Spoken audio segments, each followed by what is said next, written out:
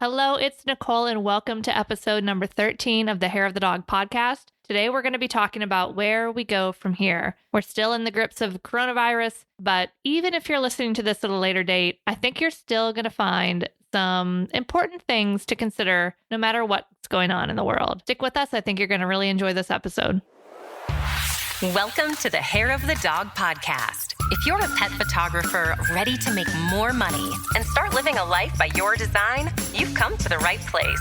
And now, your host, pet photographer, travel addict, chocolate martini connoisseur, Nicole Begley. Hey everybody, Nicole here from Hair of the Dog, and welcome to another episode of the Hair of the Dog podcast. It's still crazy times around here. I'm recording this episode on May 5th, which is a Tuesday. It's been almost 2 months since everything started shutting down, and things are starting to change a little bit. So I thought it was a good time to record this podcast and kind of chat about what the future might look like, where we go from here, what happens as things start to open up. Now, I am going to talk a little bit about how I plan to start kind of reopening my photography business to the world towards the end of this episode. But before we get there, I wanted to talk just a little bit about really the control that we have over our future and how we have more power than we think on what our future can look like. So in my groups, there's a lot of people that are really concerned about what that future looks like. They are focusing on things like the unemployment rates and people being out of work and thinking that that means there's going to be no demand for our services for who knows how long.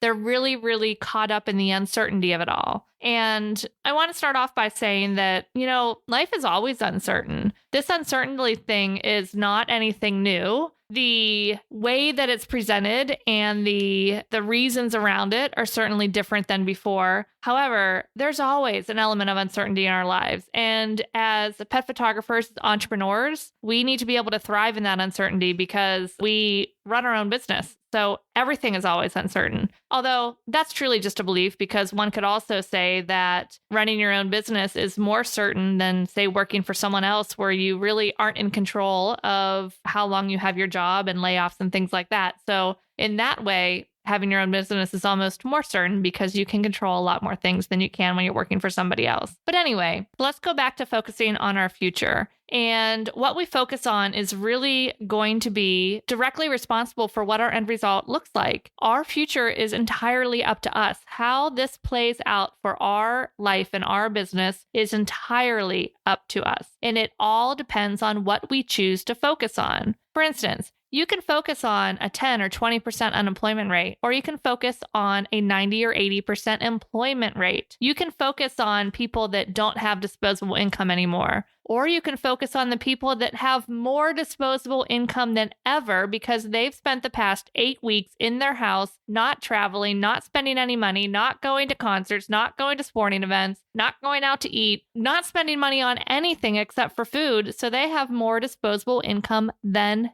ever. It is 100% your choice which of those possibilities you want to focus on. Now, the challenge here for when we start to focus on things is, number one, that we're focusing on it, right? So we're putting our thoughts there, which our thoughts create emotions and emotions create things. So that is part of the kind of creation process of the outcome that we want. But the challenge really becomes when we start to assign meaning to these different predictions that we're giving.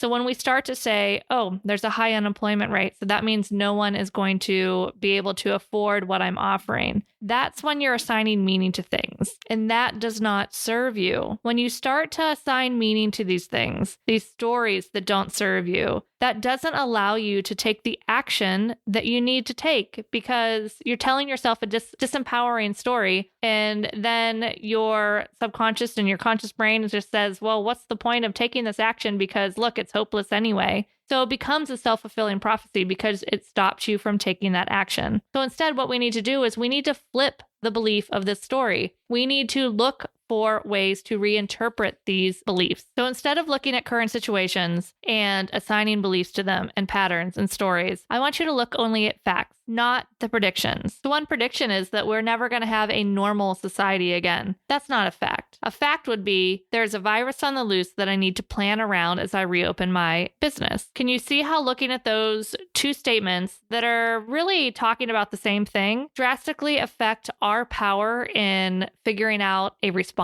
and figuring out our plan of attack and our next action? I find this is a really helpful thing to do whenever I'm starting to face something that I'm labeling as a problem. Is if you start to look at that problem and then you realize, okay, I'm seeing this as a problem. I'm seeing this as negative. I'm seeing this as an obstacle, and I'm assigning a belief to it. Instead, why don't you look at that same situation and ask yourself a different question? Ask yourself, how can this situation become an opportunity? What is the lesson here? What's the opportunity here that I can look at this in a different way? And just by asking that question a little bit differently, it's such an empowering question that gives our brains the opportunity to find the answers that we're asking and find a new way to look at this, which then gives us new actions to take and results in completely different outcomes. I'm actually starting to see quite a few opportunities here in this situation that we're living in right now. Number one is a great opportunity for us to reevaluate how we've been living our own life, our business and personal life balance, what we've been saying yes to, how we're spending our time. Was that serving you? Is that where you want to be spending your time? Are you living into your values? I know for me, my number one personal value is freedom. And I'm realizing that I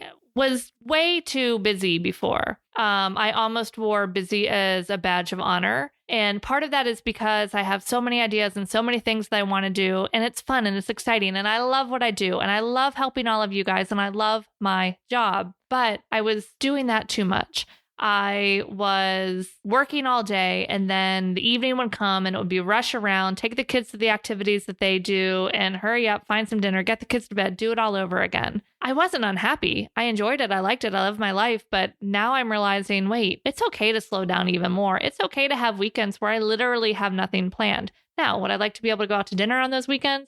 Yeah. Would I like to be able to get on a plane and go on vacation? Absolutely. And those days will come. But I can look at what's coming right now, how things have changed in the past 2 months, and ask myself, what lessons do I have that I can take with me, that I can take to improve how I'm looking at my life and how I'm living my life, and what opportunities there are. Now, on the business front, in terms of the photography business, what opportunities are there? Well, I see a whole lot more people at home with their animals, spending a lot of quality time with their dogs, realizing how important their dogs are to their daily sanity, to their life, and how much they love them. And well, if that isn't like the best state of mind for our potential clients to be in, for when we come back to being able to offer them the opportunity to create artwork and create something that will, encapsulate the memories and the character of their pet for a lifetime, I mean, I don't know what is. So this is a great time to be able to start thinking about what our messaging is going to be when we come back out and we start marketing our business again to the world, and we start talking to those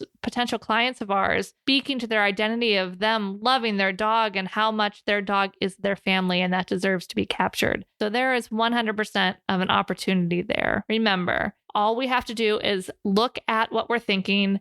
And the hardest part of that is to be cognizant and conscious of what is going through your brain, and not letting whatever you're thinking just take over your emotions and kind of be a slave to whatever your emotions are. The hardest and easiest step, it's simple, I guess, it's not easy, is being able to short circuit that and say, oh my gosh, what am I thinking? What am I saying here? What's my belief here? What could be another belief? What can be something else that is also equally true that will serve me better? And then you can start to think that, and you can start to look at that, which then changes how you look at it, which changes your behavior, which will, in fact, change your results at the end of all of this. So what's everything going to look like when things start to open up? Right now, it's early May. A lot of states in the United States are starting to relax their stay-at-home orders. Actually, throughout the world, they're starting to relax their stay-at-home orders. The businesses are starting to reopen. There's just some movement to start to get back to whatever this new normal is going to to be. Now, of course, even though we're starting to relax things, the virus is very much still out there and is definitely something that we need to keep in mind.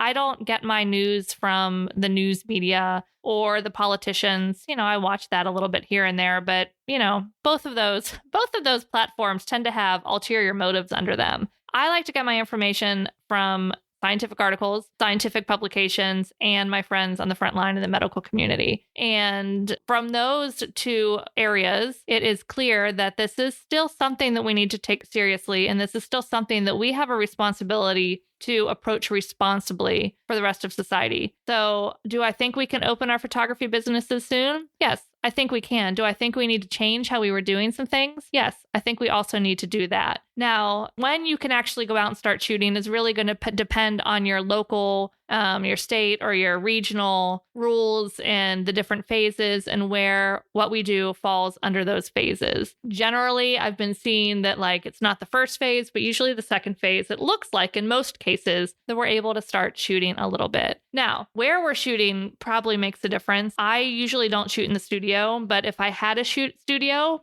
I honestly don't think that I would be starting with studio sessions right away. I am going to start shooting outside. Not quite yet. We're supposed to open our state back up later on this week. I haven't heard anything otherwise. I'm still going to give it a few weeks before I reschedule my sessions and see kind of how all of this plays out. But when I start shooting again, I'm going to only shoot outdoors for now. I'm going to require that my client wears a mask, and I will wear a mask as well. Of course, when I need to use a noisemaker, I will make sure that I am, a good 10 plus feet away from anybody when I'm doing that. And then, you can pull your mask down a little bit for that, because we can start to look at these rules and have, common sense. If you're far, far away from your client, of course, you don't need to have the mask on if there's no other human near you.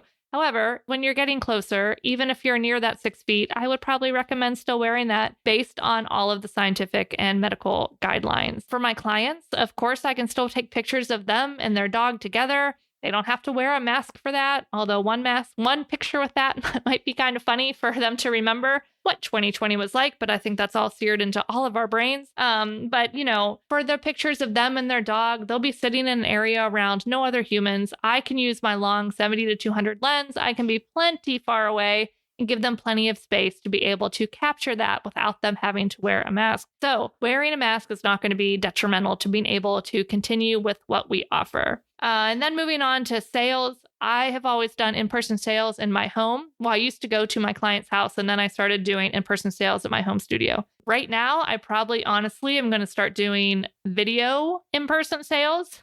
So video live sales, I guess it should be called, because they're not in person, but they would be live. So it would really just be taking my sales session and doing it over Zoom or Skype or some other video conferencing app. Of course, if they want to see some samples, I could try to have those at the session that I could open my trunk. I can walk back. They can walk over and touch them and look at them, and I could talk to them from a safe distance. So it's really just figuring out the different ways that we can do what we need to do while being medically responsible. I was even thinking too, if we got to, because I don't want to take all my frame samples to a session and then they wouldn't remember what it looked like anyway. And so I was even thinking if I was doing the online sales and they wanted to get a framed piece, but they weren't sure on the frame, they could come to my house. I could have the frame samples outside and we can, they could look at them that way while I stand back. So, there's definitely ways to start to do this. And then as far as delivery, my clients usually pick things up at my home, but I'll probably just drop ship their items to them for the near future, just to really look at throughout my process and see where those physical contact points are and see how we can make sure we can do those things safely. So I think if you start to look at your business in that manner, I think it's going to be,